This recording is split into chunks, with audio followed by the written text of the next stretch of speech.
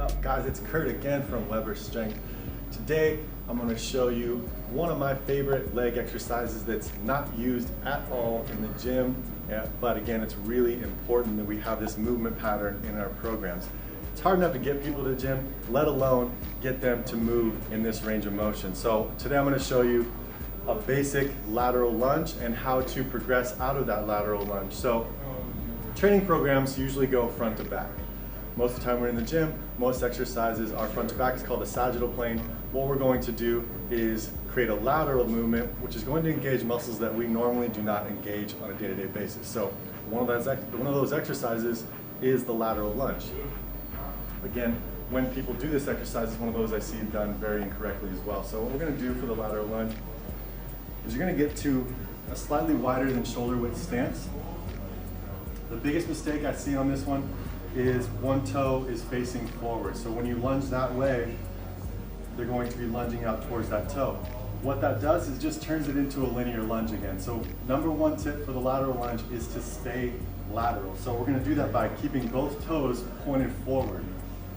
Second step is when we're in this position, the side I'm going to, this toe is slightly more forward than the other one. So if I'm going to be going to this direction, this toe is slightly forward, and that's going to give us room to actually sit our hip back into that position. Okay. Tip number 3, inside leg stays locked out. So as people go into the lateral lunge, oftentimes you'll see a caving into this knee or a slight bend. What we're going to do is push our hips back and push this knee back to the wall behind us, really emphasizing this locked out position and emphasizing range of motion of the hip here and inner thigh. Okay. So if you're just new to this and you're starting off, what we're going to do is a boxed lateral lunge. It's going to help us get down to that range of motion. Depending on your current range of motion, you might choose a taller box or a shorter box, but essentially you want one that's about knee height when you actually sit down. So getting into that position, we're just going to go into a static lateral lunge stance, so a wide stance. My right foot is slightly in front of my left, about 1 to 2 inches. Both toes are facing forward. And I'm going to lock out this leg as I sit back to the box.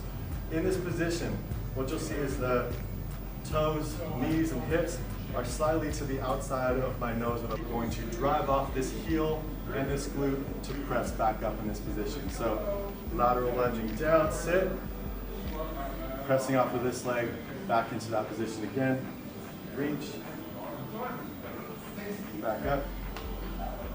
So when I'm doing this, I'm focusing on pushing my hips towards the wall behind me, back and to the right.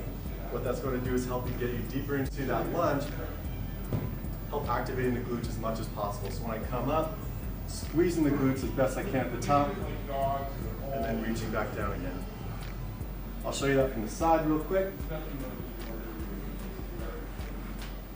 Reaching the hips back to the right, driving back up.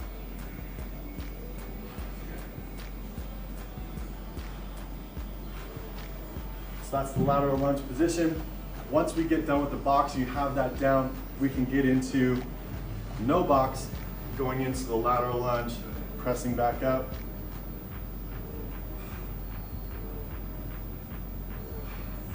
Then once you establish some rep consistency, they all look the same.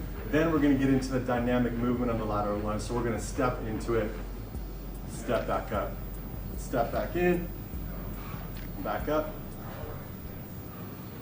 Now then, and only then when you get that range of motion down, being dynamic with the movement and rep consistency, then we'll add weight to it. So we can add kettlebells to the front rack position, or we can hold one dumbbell on the opposite side, which you'll see in another video where we sweep it across. That's how you learn the lateral lunge. Give it a shot in your program.